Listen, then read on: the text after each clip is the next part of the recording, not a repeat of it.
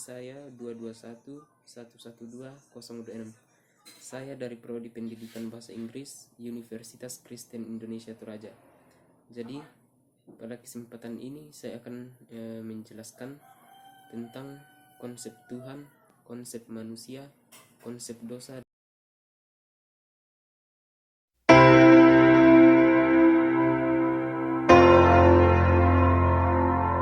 Ya, jadi yang pertama adalah konsep Tuhan. Nah, Tuhan itu diartikan sebagai Maha Kuasa. Tuhan itu adalah pencipta dari segala sesuatu, termasuk manusia. Nah, jadi itulah mengapa manusia menyembah yang namanya Tuhan. Meskipun di dunia ini masih banyak yang tidak percaya akan adanya Tuhan atau ateis. Nah, dari perbedaan pendapat itulah mengapa lahir berbagai agama di dunia ini, ya.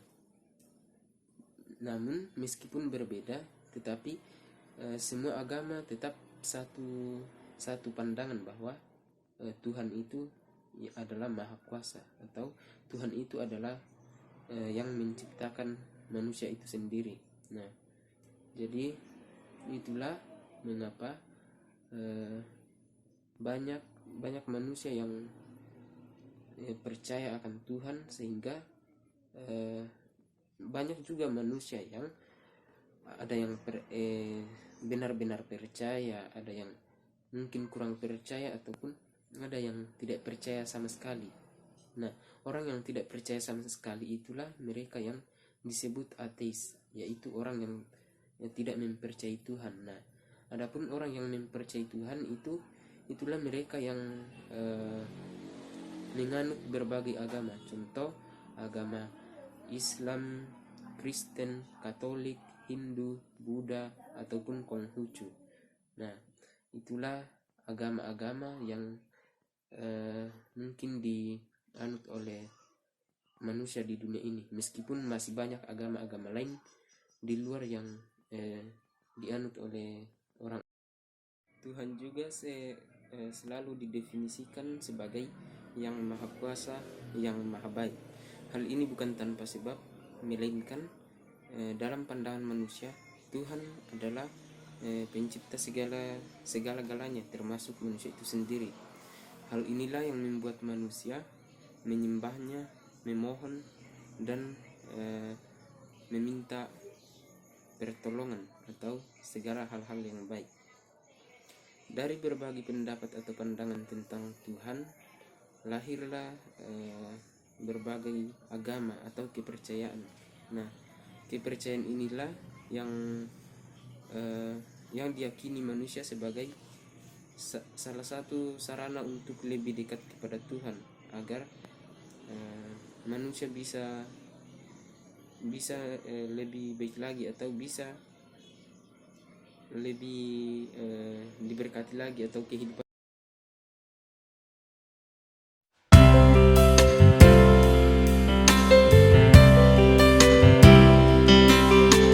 Ya, jadi yang kedua adalah konsep manusia. Nah, jadi dalam agama Kristen dikatakan bahwa manusia itu diciptakan oleh Tuhan pada hari yang ke-6, di mana hari itu dimana seluruh alam semesta sudah tersedia, khususnya di bumi ini sudah siap, tinggal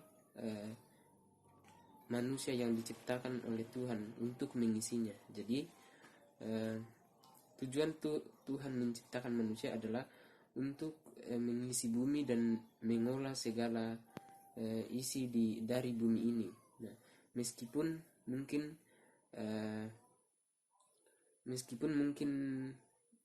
tujuan Tuhan itu dilanggar oleh manusia itu sendiri. Nah, jadi selain itu manusia juga makhluk sosial dan makhluk yang paling mulia dari seluruh ciptaan Tuhan. Nah, adapun manusia pertama yang diciptakan Tuhan adalah Adam dan Hawa. Manusia dikatakan makhluk yang paling mulia di antara ciptaan Tuhan adalah karena memang dari seluruh ciptaan Tuhan memang hanya manusialah yang diberi akal budi, hati nurani, dan kehendak bebas serta kelebihan-kelebihan yang lain.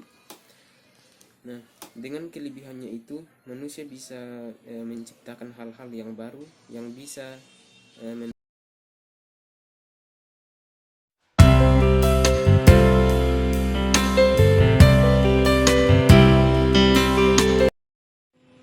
Jadi yang ketiga adalah konsep dosa. Meskipun diberi kelebihan, hal ini justru membuat manusia penasaran akan hal-hal yang lain atau mencoba hal-hal yang baru.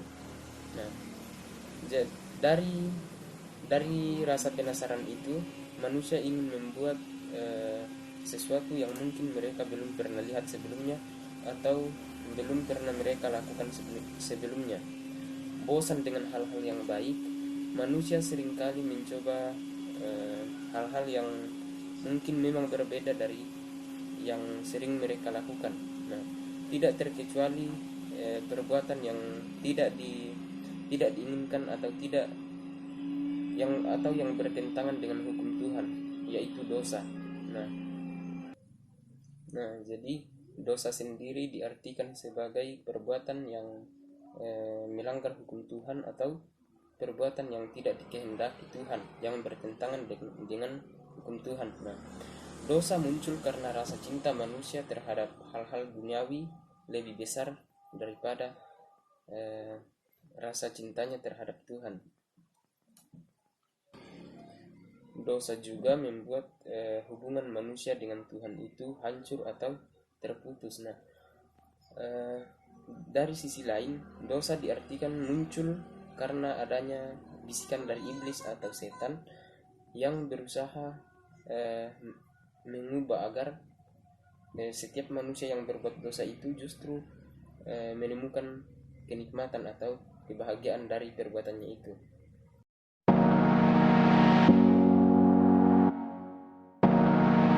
Jadi yang keempat adalah konsep penebusan. Jadi konsep penebusan adalah doktrin yang menggambarkan tentang bagaimana pendamaian antara manusia dengan Tuhan. Nah, dengan adanya penebusan, maka dosa-dosa manusia akan diampuni oleh Tuhan dan mereka bisa masuk ke dalam kerajaan surga jika mereka sudah dipanggil atau sudah mati. Nah, dengan penebusan pula manusia itu secara langsung dimurnikan atau disucikan sehingga mereka masuk surga memang sudah bersih atau